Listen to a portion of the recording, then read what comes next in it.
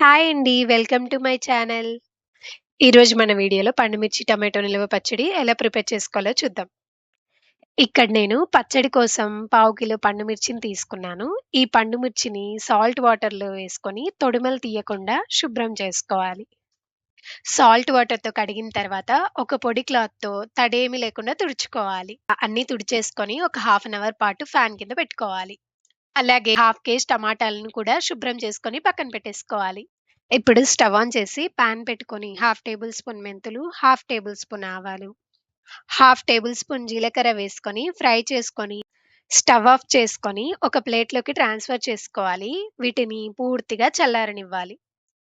ఇప్పుడు ఒక పాన్‌లో 2 టేబుల్ స్పూన్ల దాకా ఆయిల్ వేసుకొని ఆయిల్ హీట్ అయ్యాక తడి లేకుండా శుభ్రం చేసి పెట్టుకున్న టమాటాలను ముక్కలుగా కట్ చేసుకొని వేసుకోవాలి.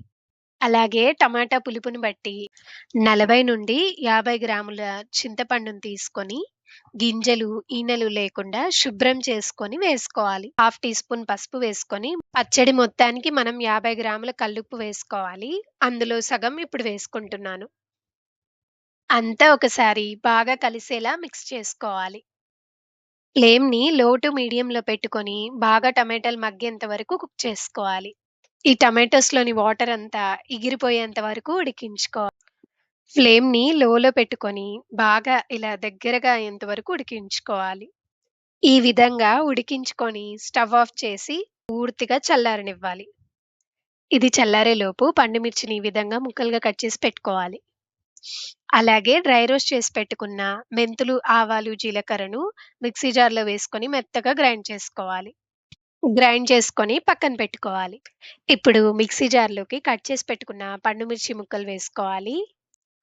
అలాగే 50 గ్రాముల కల్లుప్పులో సగం ఇందాక వేసుకున్నాం కదా! మిగిలిన 25 గ్రాముల ఉప్పుని ఇప్పుడు వేసుకుందాం.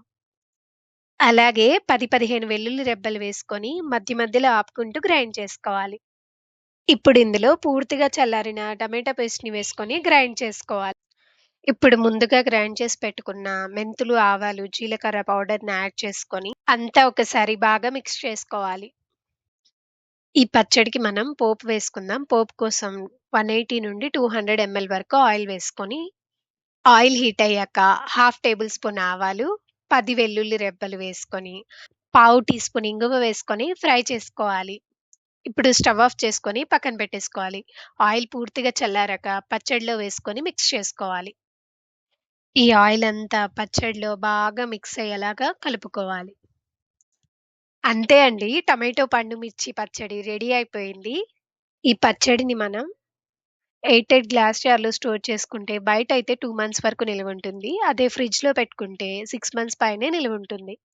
రైస్‌లోకి, టిఫిన్స్‌లోకి చాలా బావుంటుందండి ఈ పచ్చడి. మీకు ఈ వీడియో నచ్చినట్లయితే లైక్ చేయండి, షేర్ చేయండి. మన ఛానెల్‌ని సబ్స్క్రైబ్ చేసుకోవడం మర్చిపోకండి. Thank you for watching.